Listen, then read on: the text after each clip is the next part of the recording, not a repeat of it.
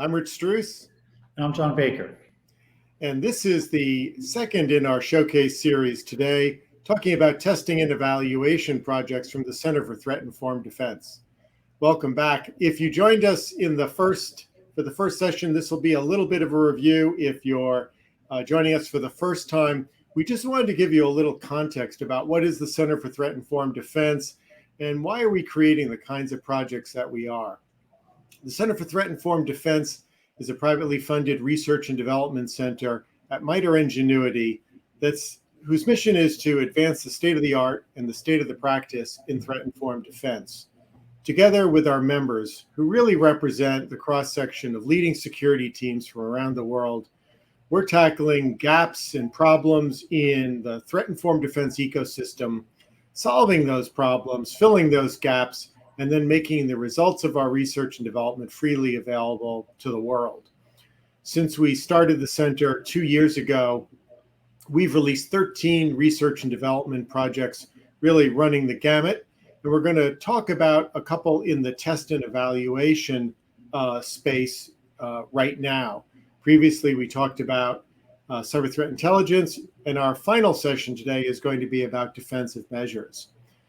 A point about the center's work is that we leverage the expertise of our members who are both cybersecurity companies, leading financial firms, healthcare organizations, professional services, communications, really you name it, across the gamut. We leverage their expertise and insights to develop research and development projects and then run those projects for the benefit of all. As you'll see from our website, we have released a set of projects that to date that really represent a wide variety of different kinds of work. We've done work that advances red team objectives. We've done a lot of work that's appropriate for blue teams. We've developed open source software. We've made contributions to the attack knowledge base. Really, I think the breadth and depth of the work we've done sort of speaks for itself. So right now, what I want to do is talk a little about our Adversary Emulation Library. So the center's mission, as I said, is to advance the state of the art and the state of the practice in threat-informed defense. And we really think the Adversary Emulation Library fits squarely in that, advancing the state of the practice. Because what we've done here is taken resources that have been available out there in ATT&CK and in another open source reporting. And we've collected them together and organized them into a common structure so that those who are interested in emulating particular adversary groups can pick up a particular adversary emulation plan and begin using it in their environment very, very quickly. So the goal here is not that we are creating new intelligence about FIN6 or MenuPass or any of the groups that we've built adversary emulation plans, but more that we've made it a lot easier for practitioners out there, whether they're on a red team or whether they're trying to automate some aspect of adversary emulation, by putting it into a consistent and easy to use documented format available up on our GitHub repository. We think we've made it a lot easier for defenders to look like the adversaries that they have to prepare for. John? Yeah, I think what I'd like to do next is actually go over to my browser and take a look at the Adversary Emulation Library, kind of walk you through some of the components of the plans that are in that library. So first off, you can get to the library by just going to the Center for Threat-Informed Defense's website. If you navigate to our work, I'm going to scroll quickly here, but this is where you'll find all the projects that we've completed and published. I'm jumping down to the FIN6 Adversary Emulation Plan. There you'll see the basic information similar to what you just saw on that last slide about the project. And there's a link off to the Git repository for this project. Let me go back up just to the top level of the repository to kind of get us started here. As Rich said, the center's developed a couple of adversary emulation plans. The center kind of brought things together to form the Adversary Emulation Library. So each and every plan has a very consistent look and feel, the same kind of core components, trying to take a lot of the work that MITRE's done over time in different areas and kind of standardize it, give it one look and feel to make it really easy for practitioners to take this information and apply it to their organizations. And so today, there's 5 different adversary emulation plans up in the Center's Adversary Emulation Library. We continue to add emulation plans as we go, and the way we decide what to add is really driven by our center participants and their priorities. We're actively working with our participants to kind of figure out what the next plan will be, what the next priority will be for developing an adversary emulation plan. And then also the MITRE Ingenuity Attack Evaluations team develops and publishes emulation plans that align with the work that they do in attack evaluations. So if I jump into this FIN6 emulation plan, this was the first emulation plan that we developed, and it kind of set the standard or the pattern for all of the other emulation plans to follow. So scrolling down through this emulation plan, there's a couple of things I wanted to show you. As Rich said, we're not producing original intelligence here, but we think it's really important that our adversary emulation plans are tied back to intelligence to drive their content. And so each emulation plan has an intelligence summary where we kind of summarize what we learned and cite the different sources that we use to justify the development and the content within this emulation plan. So for each emulation plan, you'll find this basic intelligence summary that then drives the rest of the content of the plan. So those are obviously relatively thorough, but they provide a really good sort of synopsis of that adversary that we've developed a plan for, identifies the set of software that the adversary is known to use. And as you can imagine, this is now starting to set our scoping for what's going to be included in the simulation plan. We create navigator layers so that it's kind of easy to visualize what set of software and techniques are going to be included in any given emulation plan as well. So the next thing that we do is we develop a set of scenarios or one or more scenarios for that emulation. And that's covered in our operations flow. Here for FIN6, based on the intelligence summary that we had, we created essentially a 2-phased emulation plan where it started with the establishment or the setup of command and control infrastructure and some tool preparation leading into initial access. And so you can kind of follow through this operation flow diagram to a couple of different potential objectives or branches in that operations flow.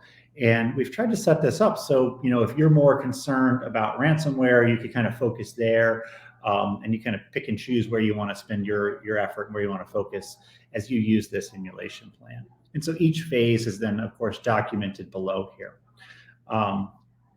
So then the other thing that's important I didn't call out here is with each emulation plan, what we've done is we've provided this sort of high-level sort of summary of the emulation plan, kind of broken it out into the phases that you might use within your organization as you leverage a simulation plan.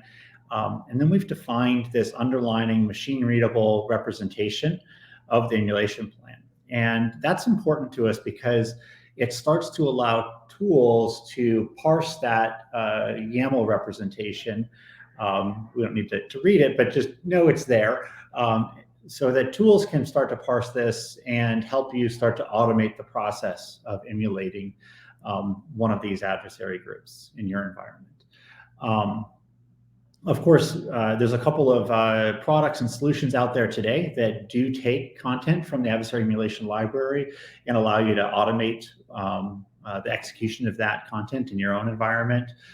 We developed a proof of concept plugin for Caldera called the EMU plugin that will allow you to pull in the content out of the Adversary Emulation Library. And as I said, there's a few other industry capabilities that will allow you to do the same sort of thing.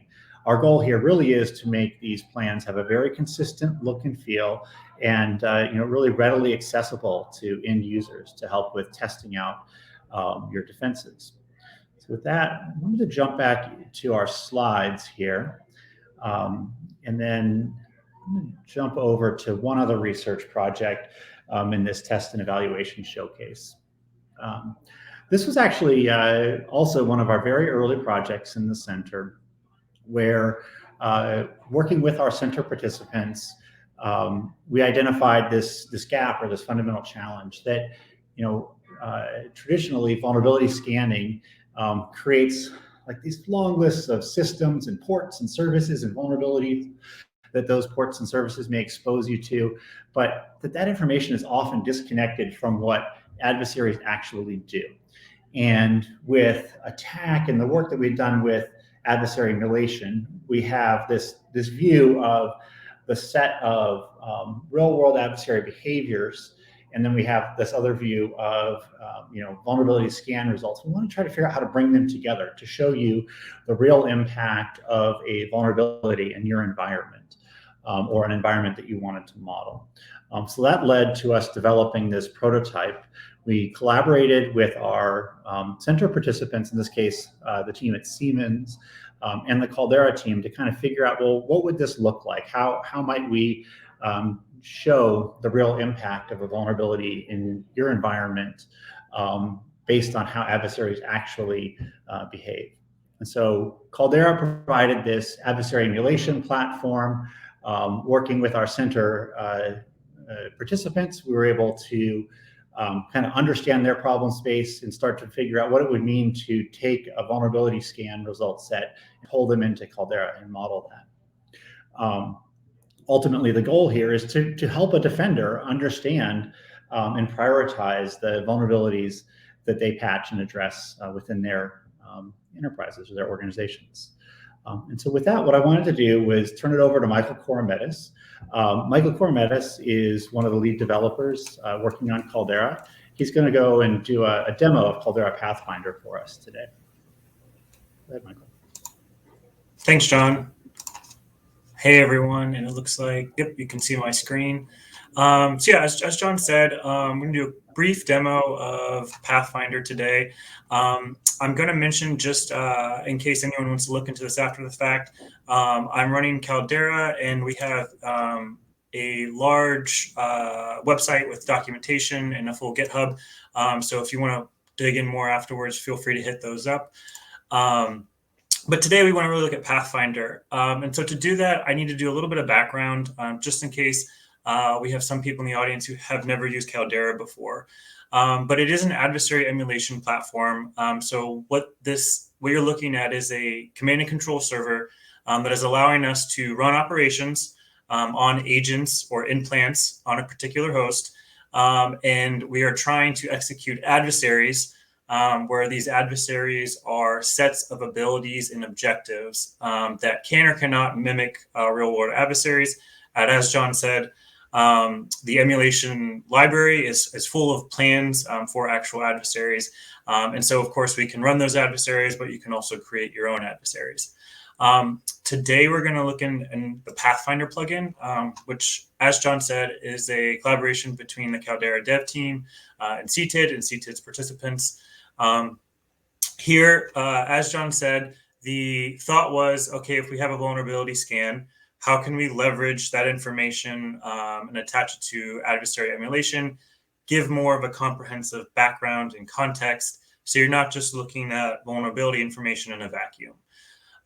So with that, Pathfinder's main use case is to conduct a vulnerability scan or import a scan done by a tool, and then be able to do analysis over it.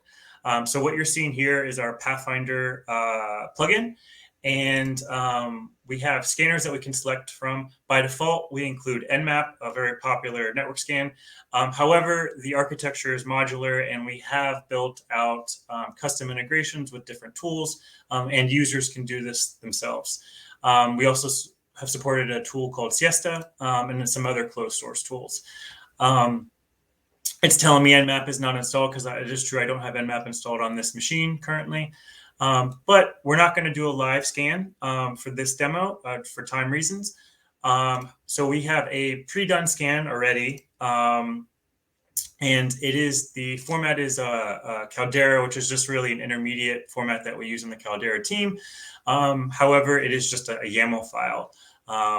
But I'm going to go ahead and import that scan. All right. And then I'm going to go over to the View tab. So this is really the cool part. Given that you can do a scan, now we're going to get the report in here and look at it. So you can see here, we have imported a scan of a network or a target network, which looks to have a 5 host. And the light blue nodes you're seeing are the host. You can kind of see there that they are IP addresses. So those are our host. And any edge you see coming off of a node is information about that host in this particular visual configuration. So if you also notice that these numbers look like port numbers, and that is because they are, they're essentially specifying services that were found to exist or applications that were found to exist on these nodes within the scan. And even further beyond that, off of the ports or the applications, you can see that we have CVEs listed. And so essentially those were CVEs or vulnerabilities that were found for those particular applications or services on that particular host. I will note that some of the vulnerability scanning tools that we have integrated with don't actually come with CVE information in the scan. Essentially, some of them do, but for the ones that have not, we have actually added a CVE lookup capability within Pathfinder. So when you would design your own importer for a particular scan, you can use our own capability to do CVE lookups based on any type of information about the host, whether it's the port number, the software, a service name, really anything, because we get to use the CVE database and full REST API to get that information. But with that said, let's go ahead, since we have our visual here, which is useful on its own. Let's try to ask Caldera to see if, based on this information, this vulnerability scan, can we actually build out an adversary? And so we can do that by picking a source node and a target node for an operation. So if I right click, I can set the source node, and then I can also pick a target node. So as you can see, once I've done that, a create adversary button becomes unlocked down here.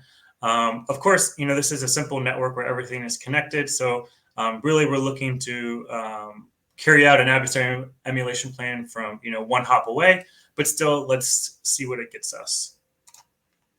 So what it's doing in the background right now is it is pulling those 2 hosts, all the information, and then checking the database of abilities or vulnerabilities to see if there is a chain of them that can exist to allow this .126 host to attack or, in this case, laterally move to this .164 host. We currently have a small UI bug because we have refactored the entire Caldera UI 2 weeks ago. We just noticed this morning, but what should happen and what will happen once we fix it after today is a yellow line would come across from this source node to this target node. But to show you that it actually did find an adversary, I can pop open the adversary tab here. And if I look for a profile, you could see that we have this generic named Pathfinder adversary, but that was just created by the report scan that we just had. So if we look at it, if we look in detail, it's got one ability, and the technique for it is exploit public-facing application. And specifically, it found the Heartbleed vulnerability was found to exist on the .164 node, which that kind of makes sense, as if you can see here, we have a 443 port, so SSH. That was found, and then there was a CVE attached to that, and clearly that CVE was the Heartbleed vulnerability.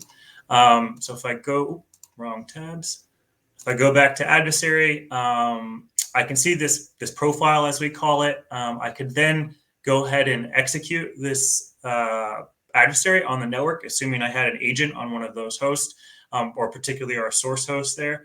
But if we were to carry that out, it would essentially carry out that one ability, just that it found. And here's kind of the full information showing you what would go on when you would carry out that emulation for that specific ability.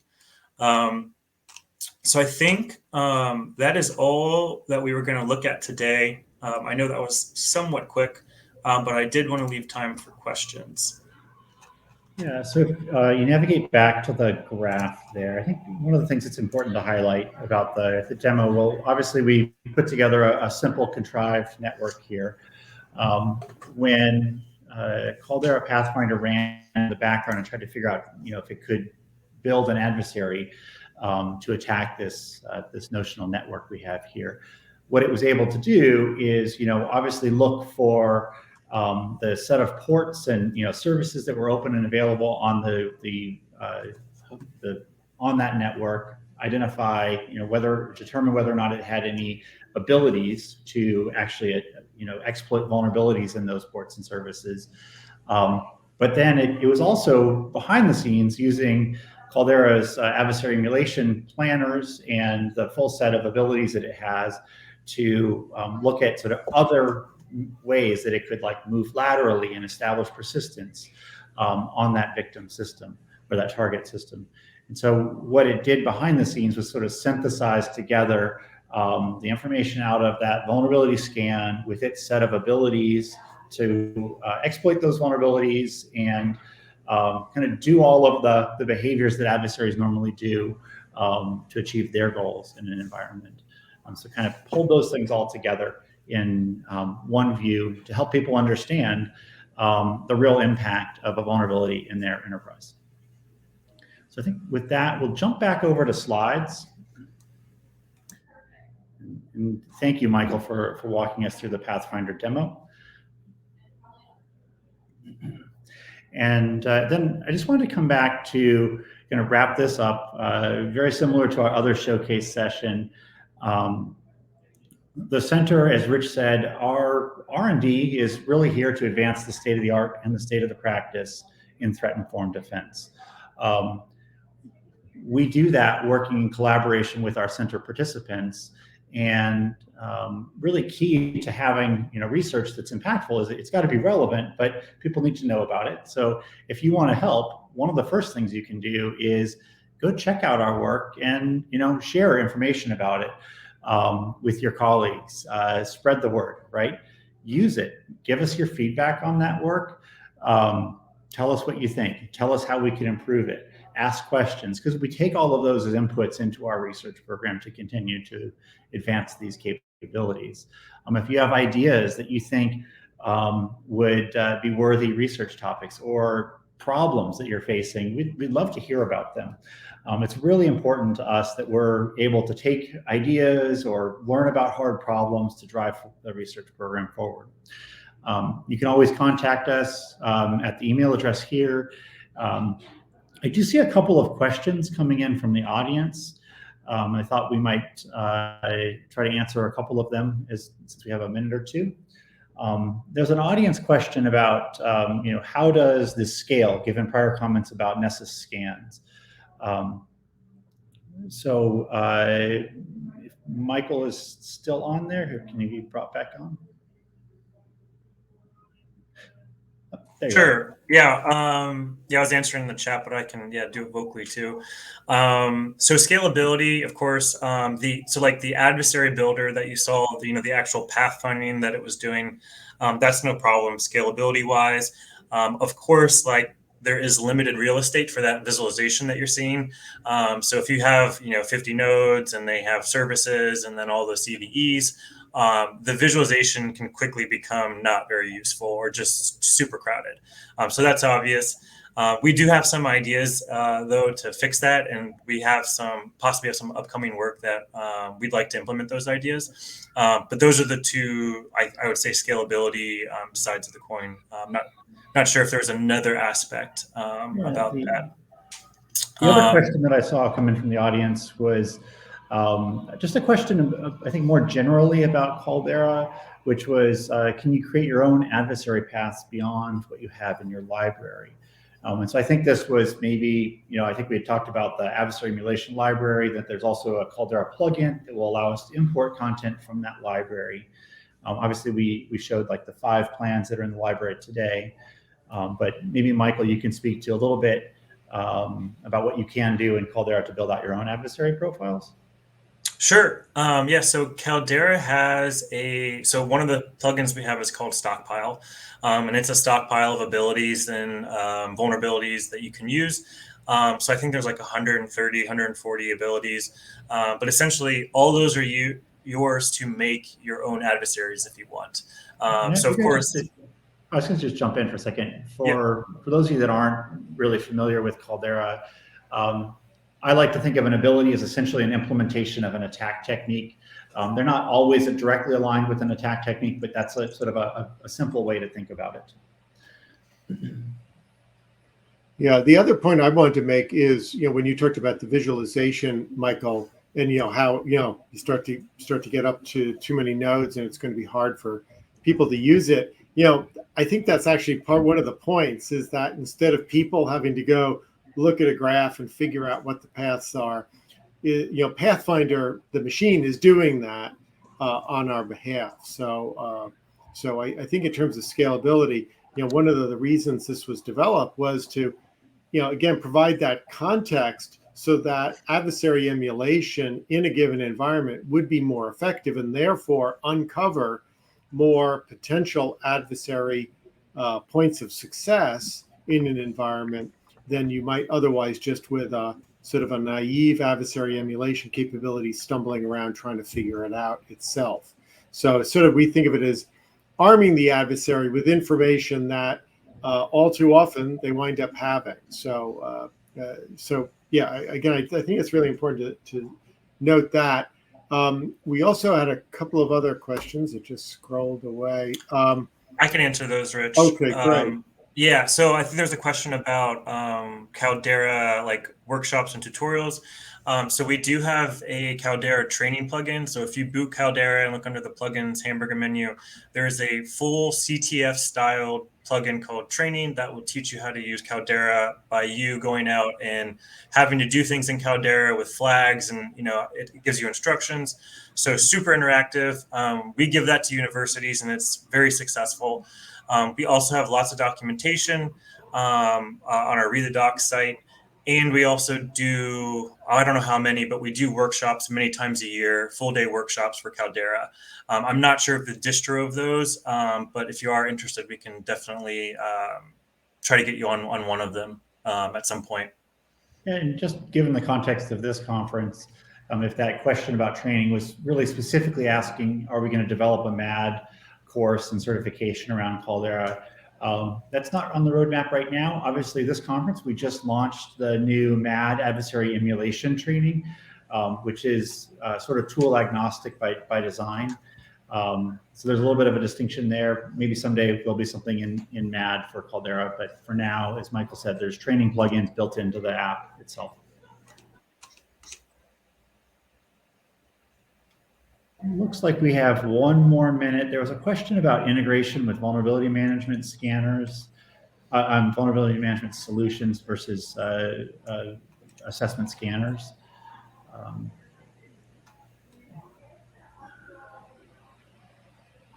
Sorry, scrolling through questions here. So right now we don't have any like set integration capability there. The main thing that Caldera Pathfinder takes as an input is a set of scan results. And so if you have a solution that will allow you to export a set of scan results, Caldera should be able to import them. Michael showed in his demo like an intermediate format that we've developed for Caldera. So if you have a solution that maybe isn't quite aligned with what Caldera is expecting, it should be relatively straightforward to manipulate that data into the intermediate format that Caldera creates. We tried to make that easy and well documented for you all. I think with that, we're just about at time here. Any last questions from the audience? Okay, so if we could maybe just bring back up the last slide there. we can wrap things up here. I just wanted to emphasize again, the work is up on our website. Go check it out, spread the word, tell us what you think, and help us advance the research program in the center for really trying to advance threat-informed defense for the whole community. And then if we just wanted to remind everybody as we wrap up, we're going to go into a 15-minute break here. And during that break, we'd encourage you to go check out the booths. Rich and I will be in the booth in a couple of minutes here as we transition from this talk session over to the booth. The next official session will start at 3 p.m. So hopefully you can drop by the booth. I'd love to hear from you and chat with you there. And then we look forward to seeing you at our last showcase session a little later this afternoon, talking about the center's projects in the area of defensive measures. So please join us there.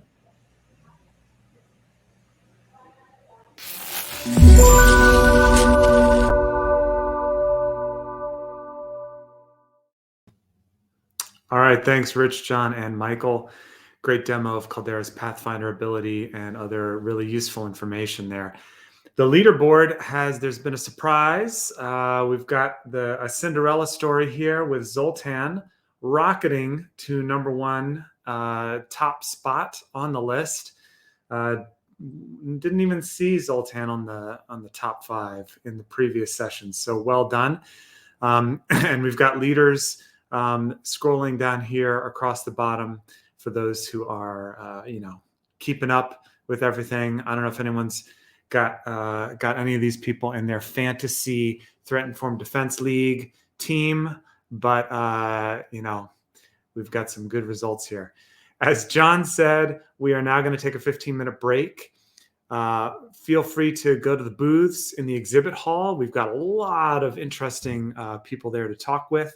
So I look forward to seeing you over there. And I'll see you back in here